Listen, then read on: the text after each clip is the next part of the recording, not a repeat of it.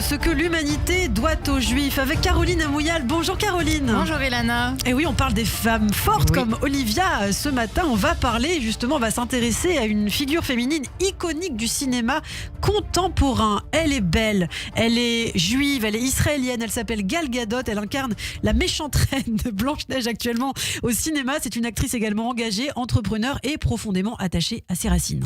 Et oui, Gal Gadot, c'est bien plus que des super pouvoirs hollywoodiens. Elle naît le 30 avril 1985 à Petah Tikva en Israël et grandit dans une famille juive ashkénaze laïque. Son prénom Gal signifie vague en hébreu et Gadot, rive de la rivière. C'est joli. Une poésie. Ouais.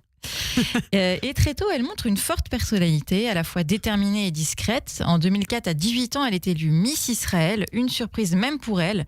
Elle raconte souvent qu'elle s'était présentée pour voir ce que ça faisait, sans vraiment croire qu'elle gagnerait, et pourtant elle se retrouve propulsée sur la scène mondiale du concours Miss Univers, un rôle qu'elle n'affectionne pas particulièrement. Et oui, au lieu de capitaliser immédiatement sur cette image de reine de la beauté, elle choisit une voie inattendue. Oui, elle intègre l'armée israélienne comme instructrice de combat pour son service militaire obligatoire de 2 ans. C'est une expérience marquante, à la fois physique et mentale, qui va forger sa discipline et sa rigueur, des qualités qu'elle emportera plus tard sur les plateaux de tournage. Et c'est après son service qu'elle entame des études de droit. Oui, elle commence le droit, mais c'est là que le destin hollywoodien frappe à sa porte. Elle est repérée pour jouer dans Fast and Furious, où elle incarne Gisèle, cascadeuse et pilote hors pair. Un rôle qui la révèle au grand public et qui l'amène tout droit vers la consécration Wonder Woman. Un rôle devenu mythique, non seulement pour elle, mais pour une génération entière de jeunes filles. Et oui, absolument. Gal Gadot incarne Diana Prince, alias Wonder Woman, à partir de 2016 dans Batman vs Superman, puis dans son propre film solo en 2017. Elle apporte à ce personnage une humanité, une force tranquille et un féminisme sans cliché, salué par la critique. Alors on va parler un peu aussi de ce qui la façonne profondément. On parle aussi beaucoup d'elle pour ça, son judaïsme et son rapport à l'État d'Israël. Et oui, Gal Gadot ne cache ni ses racines ni son attachement à son pays. Fille de Sabra, elle revendique avec fierté son identité juive et israélienne, même dans un univers hollywoodien parfois frileux sur les sujets sensibles. Elle célèbre les fêtes juives, parle hébreu avec ses enfants et partage souvent des moments de tradition sur ses réseaux sociaux.